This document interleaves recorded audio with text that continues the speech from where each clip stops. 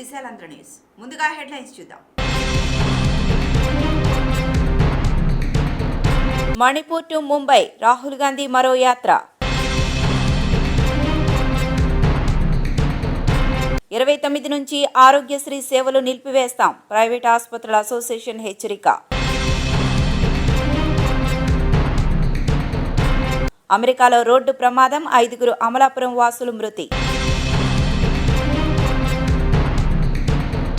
పోరాటాన్ని ఉధృతం చేసిన అంగన్వాడీలు, ఎమ్మెల్యేల ఇళ్ల ముట్టడి. దుకాణాల పేర్లలో 60% కన్నడలోనే ఆదేశాలు. బెంగళూరులో ఉద్రిక్తత. ఇక కిలో 25 రూపాయలకే బియ్యం విక్రయానికి కేంద్రం యోచన. ఢిల్లీని కప్పేసిన పొగమంచు, 110 విమానాల రాకపోకలకు అంతరాయం. WFI ఎన్నికల ప్రచారం వేళ రెజ్లర్లను కలిసిన రాహుల్ గాంధీ. అధికారుల అంకిత భావంతోనే అభ్యుదయం, రాష్ట్రపతి ముర్ము. 200 కోట్లు దాటిన శబరిమల అయ్యప్ప ఆలయ ఆదాయం.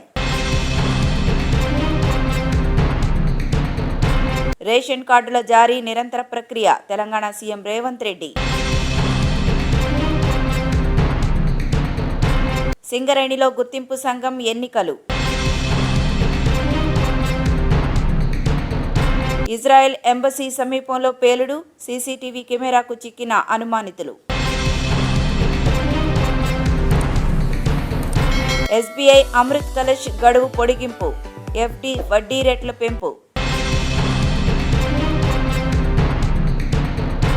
యాపిల్కు బైడెన్ సర్కార్ షాక్, 2 స్మార్ట్ వాచ్లపై నిషేధం అమల్లోకి. అనుమానాస్పద స్థితిలో నటుడు లీ సన్ క్యూన్ మృతి. ఇక డీటెయిల్స్ ఏంటో చూద్దాం. వచ్చే ఏడాది జనవరి 14 నుంచి మార్చి 20వ తేదీ వరకు ఈ యాత్ర నిర్వహించనున్నట్లు AICC ప్రధాన కార్యదర్శి KC వేణుగోపాల్ మీడియాకు వివరించారు. మణిపూర్ నుంచి ముంబై వరకు మొత్తం 6,200 కిలోమీటర్ల మేర దీనిని నిర్వహించనున్నట్లు తెలిపారు. ఈ యాత్రలో మహిళలు, యువత, బలహీన వర్గాల ప్రజలతో ఆయన ముచ్చటించనున్నట్లు పేర్కొన్నారు. మణిపూర్ నుంచి మొదలయ్యే ఈ న్యాయయాత్ర నాగాలాండ్, అస్సాం, మేఘాలయ, పశ్చిమ బెంగాల్, బీహార్, జార్ఖండ్, ఒడిశా, ఛత్తీస్గఢ్, ఉత్తరప్రదేశ్, మధ్యప్రదేశ్, రాజస్థాన్, గుజరాత్ మీదుగా సాగి మహారాష్ట్రకు చేరనుంది. ఈసారి మొత్తం 14 రాష్ట్రాల్లోని 85 జిల్లాల్లో ఇది జరుగుతుంది. అయితే గతంలో మాదిరిగా పూర్తిగా పాదయాత్ర కాకుండా ఈసారి బస్సు యాత్ర చేపట్టనున్నట్లు వేణుగోపాల్ తెలిపారు. మా డిమాండ్ల పరిష్కారం కోసం ఈ ఏడాది జూన్, నవంబర్ మాసాల్లో సేవలు నిలిపివేస్తామని ఆశ ప్రకటించిన తరువాత చర్చలు జరిపి ఈ సమస్యలు పరిష్కరిస్తామని ప్రభుత్వం హామీ ఇచ్చింది. ఈ మేరకు రోగులకు ప్రైవేట్ ఆసుపత్రులు యథావిధిగా సేవలు కొనసాగించాయి. గత నెలలో ఇచ్చిన హామీ మేరకు ప్రభుత్వం నుంచి సానుకూల చర్యలు లేనందున ఈ నెల 29 నుంచి వైద్య సేవలు నిలిపివేయాలని నిర్ణయించాం. ఈ మేరకు లేఖను 22వ తేదీన ప్రభుత్వానికి అందజేశామని ఆశ ప్రకటించింది. ప్రస్తుతం ప్రైవేట్ ఆసుపత్రులకు 1000 కోట్ల వరకు చెల్లించాల్సి ఉంది. ప్రభుత్వంతో నవంబర్లో జరిగిన చర్చల సందర్భంగా డిసెంబర్ నెలాఖరులోగా పూర్తి స్థాయిలో చెల్లిస్తామని హామీ ఇచ్చినా అమలు కాలేదు. 2013 నుంచి చికిత్సల ప్యాకేజీ ధరలను పెంచలేదు. పెంపు కోసం అసోసియేషన్ తరపున పలుమార్లు ప్రభుత్వానికి విజ్ఞప్తి చేసినా ఫలితం లేదని తెలియజేశారు. జాన్సన్ కౌంటీలో ఉన్న 67వ నంబర్ హైవేపై మినీ వ్యాన్ను ఓ ట్రక్కు ఢీకొట్టింది. ఈ ఘటనలో 6 అక్కడికక్కడే మృతి చెందగా మరొక 3 తీవ్రంగా గాయపడ్డారు. మృతుల్లో 5 ఆంధ్రప్రదేశ్కు చెందిన అమలాపురం వాసులుగా తెలుస్తోంది. క్షతగాత్రులను సమీపంలోని ఆసుపత్రికి తరలించారు. గాయపడిన వారి పరిస్థితి ఎలా ఉందన్నది ఇంకా తెలియరాలేదు. ఈ ప్రమాదంపై తానా సభ్యులు మీడియాతో మాట్లాడుతూ బాధిత కుటుంబానికి అవసరమైన సాయం అందిస్తామని వారు తెలిపారు. అధ్యక్షుడు శృంగవరపు నిరంజన్ సూచన మేరకు TANA treasurer Ashok Kolla, foundation treasurer Polavarapu Srikanth ఆసుపత్రికి వెళ్లి క్షతగాత్రులను పరామర్శించారు. ముఖ్యమంత్రి జగన్ ఎన్నికల సమయంలో ఇచ్చిన హామీలతో పాటు ఇతర అంగన్వాడీ సమస్యలను పూర్తి స్థాయిలో పరిష్కరించే వరకు సమ్మెను విరమించబోమని అంగన్వాడీ వర్కర్లు స్పష్టం చేశారు. ప్రభుత్వంతో జరిపిన చర్చలు విఫలం కావడంతో ఆంధ్రప్రదేశ్లో అంగన్వాడీలు పోరాటాన్ని ఉధృతం చేశారు. బుధవారం ఎమ్మెల్యేల ఇళ్ల ముట్టడి కార్యక్రమంతో ఆందోళనలను హోరెత్తించారు. గురువారం పశ్చిమ నియోజకవర్గం ఎమ్మెల్యే గిరిధర్రావు కార్యాలయం ఎదుట బుధవారం నిరసన ప్రదర్శన చేపట్టారు. ఈ సందర్భంగా anganwadi workers and helpers union Guntur జిల్లా ప్రధాన కార్యదర్శి దీప్తి మనుజ్ఞ మాట్లాడుతూ ప్రభుత్వం చర్చల పేరుతో అంగన్వాడీల సమస్యలను నిర్లక్ష్యం చేస్తోందని మండిపడ్డారు. అర్ధకేతర సమస్యలను పరిష్కరించాలని, సమ్మె విరమించాలని మంత్రులు చెప్పడం సరికాదన్నారు. ఆర్థికపరమైన విషయాలను పరిష్కరిస్తేనే తాము సమ్మె విరమిస్తామని, అప్పటి వరకు సమ్మెను కొనసాగిస్తామని స్పష్టం చేశారు. స్థానికంగా ఎమ్మెల్యే అందుబాటులో లేరని కార్యాలయ సిబ్బంది తెలిపినా ఆయన వచ్చేంత వరకు వేచి ఉంటామని అంగన్వాడీలు అక్కడే బైఠాయించారు. వాణిజ్య వ్యాపార సంస్థల నేమ్ బోర్డులలో 60% కన్నడ అక్షరాలే ఉండాలన్న నిబంధనను అమలు చేసేందుకు కర్ణాటక ప్రభుత్వం సిద్ధమవుతోంది. ఇందుకు సంబంధించి ఆదేశాలు కూడా జారీ చేసింది. దీనికి మద్దతుగా కర్ణాటక రక్షణ వేదిక రాష్ట్ర వ్యాప్తంగా ర్యాలీలు చేపట్టింది. ఇందులో భాగంగా బెంగళూరులో నిర్వహించిన ర్యాలీలు ఉద్రిక్త పరిస్థితికి దారితీశాయి. కెంపెగౌడ అంతర్జాతీయ విమానాశ్రయంతో పాటు అనేక ప్రాంతాల్లో రెచ్చిపోయిన ఆందోళనకారులు హోటళ్లు, దుకాణాలపై ఆంగ్లంలో ఉన్న బోర్డులను తొలగించారు. ఇందుకు సంబంధించిన వీడియోలు సామాజిక మాధ్యమాల్లో వైరల్గా మారాయి. కన్నడలో నేమ్ బోర్డులకు సంబంధించి బెంగళూరు నగరపాలక సంస్థ ఇచ్చిన ఆదేశాలను తక్షణమే అమలు చేయాలని డిమాండ్ చేస్తూ కర్ణాటక రక్షణ వేదిక కార్యకర్తలు బెంగళూరులో ర్యాలీ చేపట్టారు. ఈ క్రమంలో నగరంలోని వివిధ దుకాణాల నేమ్ బోర్డులు తొలగించేందుకు యత్నించారు. హోటళ్లు, అనేక దుకాణాల బయట ఆంగ్లంలో ఉన్న బోర్డులను ధ్వంసం చేశారు. మరికొన్ని షాపుల పేర్లపై నల్లరంగు చెల్లారు. ఆందోళనకారుల చర్యలను అడ్డుకున్న పోలీసులు వారిని కస్టడీలోకి తీసుకున్నారు. సామాన్యులకు అందుబాటు ధరలో బియ్యాన్ని విక్రయించేందుకు కేంద్రం చర్యలు చేపడుతున్నట్లు తెలుస్తోంది. త్వరలోనే భారత్ రైస్ పేరుతో 25 రూపాయలకే కిలో బియ్యాన్ని విక్రయించనున్నట్లు సమాచారం. దేశంలో ఆహార పదార్థాలను సామాన్యులకు అందుబాటు ధరలో అందించేందుకు కేంద్ర ప్రభుత్వం ఇప్పటికే భారత్ బ్రాండ్ పేరుతో పప్పు, గోధుమ పిండిని విక్రయిస్తున్న విషయం తెలిసిందే. ఇక నుంచి బియ్యాన్ని కూడా డిస్కౌంట్ ధరకు విక్రయించాలని కేంద్రం యోచిస్తున్నట్లు తెలుస్తోంది. త్వరలోనే భారత్ రైస్ పేరుతో కిలో బియ్యాన్ని 25 రూపాయలకే విక్రయించేందుకు సన్నాహాలు చేస్తున్నట్లు సమాచారం. ప్రస్తుతం భారత్ బ్రాండ్ కింద 60 రూపాయలకే కిలో శనగపప్పు, 27 రూపాయల 50 పైసలకే కిలో గోధుమ పిండిని విక్రయిస్తోంది. National Cooperative Consumer Federation, National Agriculture Cooperation Marketing Federation of India ద్వారా దేశంలోని 2000 రిటైల్ పాయింట్లలో వీటిని విక్రయిస్తున్నారు. వీటిలాగే భారత్ రైస్ విక్రయాలు కూడా చేపట్టనున్నట్లు సమాచారం. అయితే దీనిపై ఇంకా అధికారిక ప్రకటన వెలువడలేదు. ఎముకలు కొరికే చలితో దేశ రాజధాని ఢిల్లీ వణికిపోతోంది. ఉష్ణోగ్రతలకు దారుణంగా పడిపోవడంతో పొగమంచు నగరాన్ని కప్పేసింది. దీంతో రాజధాని వాసులు తీవ్ర ఇబ్బందులు ఎదుర్కొంటున్నారు. అటు రవాణా వ్యవస్థపై పొగమంచు పెను ప్రభావం చూపిస్తోంది. విమానాలు, రైళ్ల రాకపోకలకు అంతరాయం ఏర్పడింది. చలి పరిస్థితులు తీవ్రంగా ఉండడంతో ఇప్పటికే వాతావరణ శాఖ ఢిల్లీలో రెడ్ అలర్ట్ జారీ చేసింది. పొగమంచు దట్టంగా వ్యాపించడంతో ఉదయం కూడా రాత్రిని తలపిస్తోంది. కొన్ని ప్రాంతాల్లో 50 మీటర్ల దూరంలో ఉన్న వాహనాలు కూడా కనిపించకుండా మంచు కమ్మేసింది. దీంతో వాహనములు తీవ్ర ఇబ్బందులు ఎదుర్కొంటున్నాయి. అటు గాలి నాణ్యత కూడా పడిపోయింది. ఢిల్లీలో కనిష్ట ఉష్ణోగ్రత 7 డిగ్రీలకు తగ్గింది. పొగమంచు కారణంగా ఢిల్లీ ఎయిర్పోర్ట్లో విమానాల రాకపోకలకు తీవ్ర అంతరాయం ఏర్పడింది. దాదాపు 110 దేశీయ, అంతర్జాతీయ విమాన సర్వీసులు ఆలస్యమవుతున్నట్లు ఎయిర్పోర్ట్ అధికారులు వెల్లడించారు. ఢిల్లీకి రావాల్సిన పలు విమానాలను దారి మళ్లిస్తుండటంతో ప్రయాణికులు ఇబ్బందులు ఎదుర్కొంటున్నారు. అటు రైళ్ల రాకపోకలపై కూడా పొగమంచు ప్రభావం పడింది. రాజధానికి రావాల్సిన దాదాపు 25 రైళ్లు ఆలస్యంగా నడుస్తున్నట్లు ఉత్తరాదిన రైల్వే వెల్లడించింది. ఉత్తరాదిన వివిధ రాష్ట్రాలకు చలి గజగజలాడిస్తోంది. పాటియాలా, పంజాబ్, లక్నో, ప్రయాగ్రాజ్, యూపీలో 25 మీటర్ల మేరే కనిపిస్తోంది.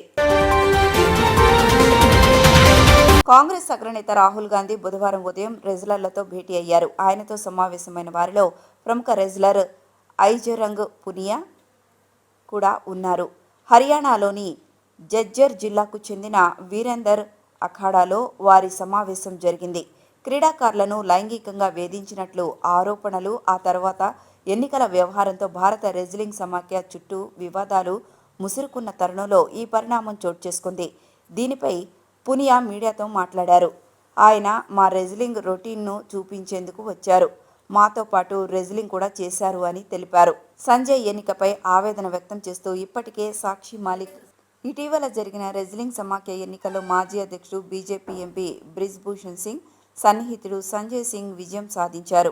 అది రెజ్లర్లను తీవ్ర నిరాశకు గురిచేసింది. సంజయ్ ఎన్నికపై ఆవేదన వ్యక్తం చేస్తూ ఇప్పటికే సాక్షి మలిక్ రిటైర్మెంట్ ప్రకటించగా బజరంగ్ పునియా, వీరేందర్ యాదవ్ పద్మశ్రీ అవార్డులను వెనక్కి ఇచ్చేశారు. ఖేల్ రత్న, అర్జున అవార్డులను వెనక్కి ఇచ్చేస్తున్నట్లు వినేష్ ఫోగాట్ ప్రకటించారు. కొత్తగా ఎన్నికైన సమాఖ్య పాలక మండలిపై కేంద్ర క్రీడా శాఖ వేటు వేసిన సంగతి తెలిసిందే.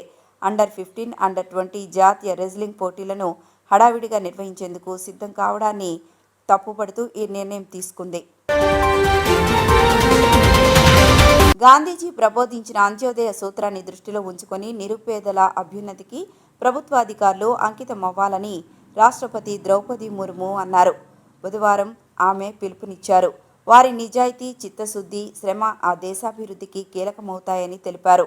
వివిధ విభాగాల్లో పనిచేసేటప్పుడు తాము తీసుకునే నిర్ణయాలు, అనుసరించే విధానాలు పౌరుల జీవితాలను ప్రభావితం చేస్తాయని గుర్తుంచుకోవాలన్నారు. రాష్ట్రపతి భవన్లో తనను కలుసుకున్న Indian audit and accounts service, Indian revenue service, customs, పరోక్ష పన్నులు, ఇండియన్ స్టాటిస్టిక్స్ సర్వీసుల ప్రొబేషనర్లతో ఆమె మాట్లాడారు. ఈ సర్వీసుల అధికారులు పాలనాధికారులుగా, న్యాయవాదులుగా, పరిశోధకులుగా, విధానకర్తలుగా వ్యవహరించాల్సి ఉంటుందని గుర్తు చేశారు. అందుకు తగిన నైపుణ్యాలు, సామర్థ్యాలను వారు సంతరించుకోవాలని అన్నారు.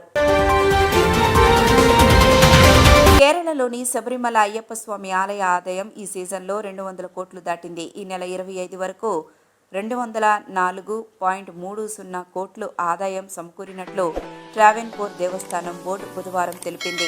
ఇందులో భక్తులు సమర్పించిన నాణేల ద్వారా 63.89 కోట్లు, అరవణ ప్రసాదం విక్రయంతో 96.32 కోట్లు, అప్పం ప్రసాదం విక్రయం దానిలో 12.38 కోట్లు వచ్చినట్లు పేర్కొంది. భక్తులు సమర్పించిన నాణేలను పూర్తిగా లెక్కిస్తే ఆదాయం మరింత పెరుగుతుందని తెలిపింది. ఈ నెల 25 వరకు శబరిమలను 31,43,163 మంది దర్శించుకున్నారని, 7,25,049 మందికి అన్నదానం నిర్వహించినట్లు వెల్లడించింది. బుధవారం నిర్వహించే పవిత్ర మండల పూజకు టీడీబీ అన్ని ఏర్పాట్లు చేసింది. పూజ అనంతరం అదే రోజు రాత్రి 11 గంటలకు ఆలయాన్ని మూసివేసి మకర విలక్కు పూజల కోసం 30న తిరిగి తెరవనున్నారు. ఇచ్చిన హామీలను నిలబెట్టుకునేందుకు కాంగ్రెస్ పార్టీ కృషి చేస్తుందని తెలంగాణ రాష్ట్ర ముఖ్యమంత్రి రేవంత్ రెడ్డి తెలిపారు. సచివాలయంలో నిర్వహించిన కార్యక్రమంలో ప్రజాపాలన, అభయహస్తం, 6 గ్యారెంటీల లోగో, పోస్టర్, దరఖాస్తు ఫారంను విడుదల చేశారు. సీఎంతో పాటు ఉప ముఖ్యమంత్రి భట్టి విక్రమార్క, పలువురు మంత్రులు ఈ కార్యక్రమంలో పాల్గొన్నారు. ఈ సందర్భంగా రేవంత్ రెడ్డి మాట్లాడుతూ రేపటి నుంచి గ్రామాలు, పట్టణాలు, మున్సిపల్ వార్డుల్లో 5 పథకాలకు సంబంధించిన దరఖాస్తులను స్వీకరిస్తామని తెలిపారు. 8 పని దినాల్లో గ్రామ సభల ద్వారా దరఖాస్తుల స్వీకరణ ఉంటుందని తెలిపారు. జనవరి 7 లోపు లబ్ధిదారుల వివరాలు సేకరించేందుకు యత్నిస్తున్నామని తెలిపారు. అర్హులైన లబ్ధిదారులకు పథకాలు అందించాలని నిర్ణయించామని, ప్రభుత్వమే ప్రజల వద్దకు వెళ్లి న్యాయం చేసేందుకు యత్నిస్తుందని తెలిపారు. ప్రతి మండలానికి తహసీల్దార్ బాధ్యత వహిస్తారని ఆయన తెలిపారు. సింగరేణి గుర్తింపు కార్మిక సంఘం ఎన్నికల పోలింగ్ ముగిసింది. సింగరేణి వ్యాప్తంగా 11 డివిజన్లలో ఉదయం 7 గంటల నుంచి సాయంత్రం 5 గంటల వరకు పోలింగ్ జరిగింది. 13 కార్మిక సంఘాలు పోటీలో నిలిచినప్పటికీ ఏఐటీయూసీ, ఐఎన్టీయూసీ మధ్యనే పోటీ ప్రధానంగా ఉంది.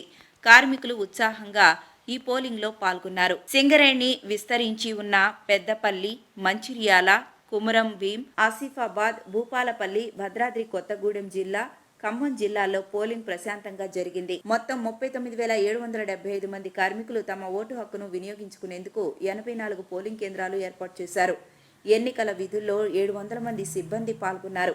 పోలింగ్ ముగిసిన వెంటనే ఓట్ల లెక్కింపు కేంద్రాలకు బ్యాలెట్ పెట్టెలను తరలిస్తున్నారు. రాత్రి 7 గంటలకు ఓట్ల లెక్కింపు మొదలుపెట్టి పూర్తయిన తరువాతే ఫలితాలు ప్రకటిస్తామని సింగరేణి ఎన్నికల అధికారి శ్రీనివాసులు తెలిపారు.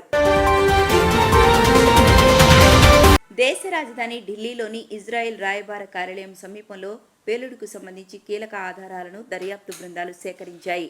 ఇప్పటికే ఇద్దరు అనుమానితులను సీసీటీవీ కెమెరా దృశ్యాల ఆధారంగా గుర్తించారు. వారిని పట్టుకునేందుకు ముమ్మర ప్రయత్నాలు మొదలుపెట్టారు. మంగళవారం సాయంత్రం దేశ రాజధానిలోని ఇజ్రాయెల్ రాయబార కార్యాలయం సమీపంలో జరిగిన పేలుడు కలకలం రేపుతోంది. ఈ ఘటనలో సిబ్బంది అంతా సురక్షితంగా ఉన్నట్లు అధికారులు తెలిపారు. అయితే ఇజ్రాయెల్ రాయబారిని దుర్భాషలాడుతూ రాసిన లేఖను గుర్తించారు. ఈ ఘటనపై దర్యాప్తునకు ఢిల్లీ పోలీసులు, ఎన్ఐఏ బృందం రంగంలోకి దిగారు. ఇజ్రాయెల్కు చెందిన ఇతర సంస్థల వద్ద భద్రతను పెంచారు.